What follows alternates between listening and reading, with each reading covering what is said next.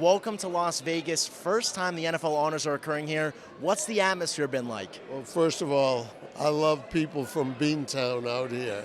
And so congratulations to you and Emerson.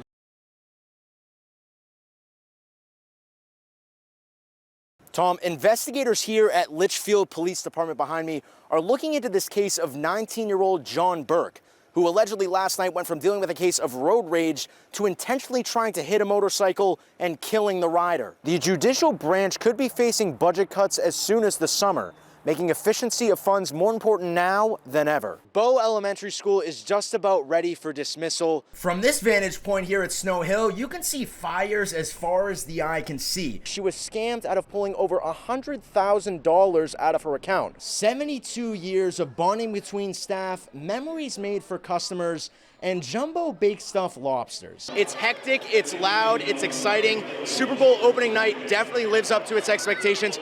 Look around me, I'm surrounded by players. I have about 11 necklaces around me right now of gold beads that have been thrown off of these floats. And this grocery store on the go is gonna be coming back to the same location twice a month for 12 months, thanks to the NFL. For the 14th time in history, the NFL honors are upon us, and New Orleans is playing host. The distraction of the three-peat that's constantly being talked about by Chiefs media, Philly media, everybody's talking about it. Kendrick Lamar is well known for his storytelling abilities on his albums like Good Kid, Mad City. Damn, he knows how to write a book on his albums. This is the 11th time that the Lombardi Trophy has arrived here in New Orleans. The Super Bowl experience gets NFL fans closer to the action than ever before. Let's see what the experience is like from the locker room.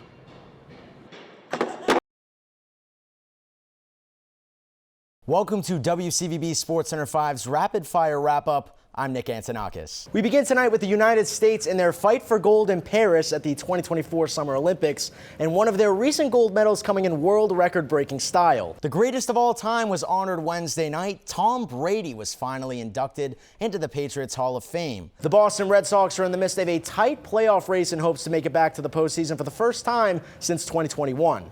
Now, while the team has come back down to earth a little bit since their incredible run starting back in mid-June, they sit 6.5 games behind the Yankees and Orioles, who are tied for first in the AL East. And the Boston Celtics are knocking on the door of an NBA championship. They are now just one win away from the NBA title after winning Game 3 of the finals against the Dallas Mavericks on Wednesday. Jason Tatum and Jaylen Brown combined for 61 points in the C's 106-99 win over the Mavs. They will look to close out the series and raise banner 18 in Game 4 on Friday, June 14th. Abreu was playing in his first game since his grandmother's passing, and instead of emotions holding him back, they pushed him and the Red Sox forward. Abreu cracked 2 home runs, one to tie the game and another 3-run shot to put the Sox up 6-2 in the 6th. An emotional Abreu said after the game that he was, quote, playing for her. I dedicated this game to her. I was playing with my heart in my hands. What a great story. That'll do it for WCVB Sports Center 5's Rapid Fire Wrap-Up. I'm Nick Antonakas. Good night. And that's really what it is. It's a 3,500-pound weapon. Police say a crash on Route 102 in Litchfield killed a man riding a motorcycle on Wednesday night. So when they got there, it was very clear there was a head-on crash between 2 cars, and then there was also what appeared to be a motorcycle rider on the shoulder of the road, and then a motorcycle in the wood line. Chief Jones says that the rider, who they have not identified publicly yet, was pronounced dead at the scene. 19-year-old John Burke, the driver of the car that allegedly struck him, faces several charges, including manslaughter, aggravated DUI, and assault with a deadly weapon. Police say they found a small bottle of alcohol in his car, and he looked and acted drunk after the accident. Officials say that the other car involved in the crash swerved to the other side of the road to avoid the biker that Burke's Toyota had hit. It appears, and from not just from the reconstruction, but from talking to witnesses, that the driver of the Toyota was chasing the motorcycle and apparently was trying to strike the motorcycle from behind. Burke appeared in court yesterday with a gash on his forehead from the crash. The second-degree murder charge that he originally faced was dropped, but Burke spoke up at his arraignments. I think it's really beneficial to have me in here 5 days. I'm not going to run. I'm not going to do anything. I won't drive. I have no vehicles left running. Don't say anything. All right, so Mr. Burke, don't say anything. Knowing that you actually have to leave the city of New Orleans to go to the next city just to get a loaf of bread or a gallon of milk to feed your family, that's an undue hardship. Parts of New Orleans have endured food deserts for years. Despite efforts from people like Burnell Colton, the owner of the Lower Ninth Ward Market, who allows his customers to defer payments for food, the struggle continues. NFL legends and Commissioner Roger Goodell joined the lively senior residents of the Sanchez Center to help change that. The Inspire Change program introduced the Macon Groceries Mobile Market in partnership with the Second Harvest Food Bank to fight the food desert hurting the Ninth Ward.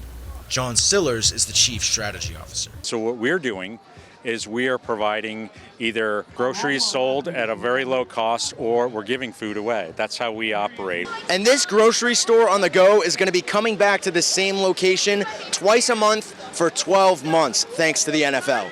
Organizers gave out food for free on day one, and when prices do come into effect, they will stay low and affordable. Not only that, it's healthy. And if anybody knows the importance of a nutritional diet, it's Patriots Super Bowl champion Devin McCourty.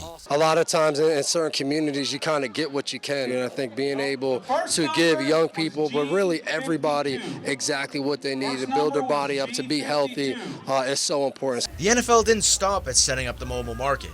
On behalf of Second Harvest, the NFL Foundation gifted Colton a $20,000 grant and the surprise of a lifetime. So do you have anything going on Sunday? And to have a donation like this, it's it's a concept because I need it. I can help out so many more people, and I'm just so grateful. From the Lower Ninth District of New Orleans, Nick Antonakas, WEBN Sports.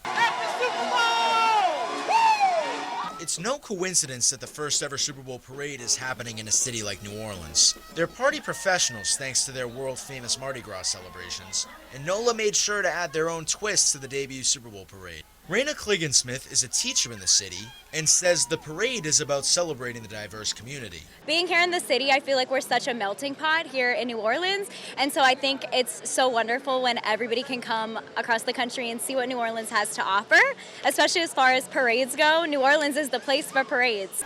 The parade took inspiration from the Mardi Gras costumes and floats. Louisiana natives like Lucy Ogeron, who drove 45 minutes to make it to the event, says it's a New Orleans staple. Everywhere else around the world, it's a Tuesday, but Mardi Gras Day in Louisiana is a national holiday. And like Mardi Gras, there was sure a lot of bead throwing, bands playing,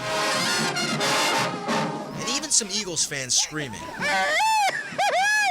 Even with all the celebrations, the recent tragedy in New Orleans was on the minds of many, including Kelly White, who lives in the area. On January 1st, a man drove a truck through Bourbon Street in the French Quarter, killing 14 and injuring nearly 60 in the terror attack. I think that New Orleans could use a positive boost right about now. And the parade gave people that boost. The bubbling resilience of the city wiped away the feelings of stress and grief and replaced them with joy. Ingrid Green sees it as an opportunity to unite people beyond the borders of Louisiana. When you hear tragic events and then you have something like the Super Bowl come to New Orleans and you have people from all over gathering and having a good time, that lets you know that bad, terrible things don't stop life. From New Orleans, Nick Antonakas, WEBN Sports.